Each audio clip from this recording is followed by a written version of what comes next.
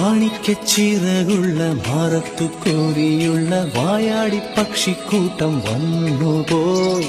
കാടൊന്നു കാണാനായി കൂടൊന്നു കൂട്ടാനായി ആകാശപ്പുഴ നീന്തി കുതിച്ചുപോയി.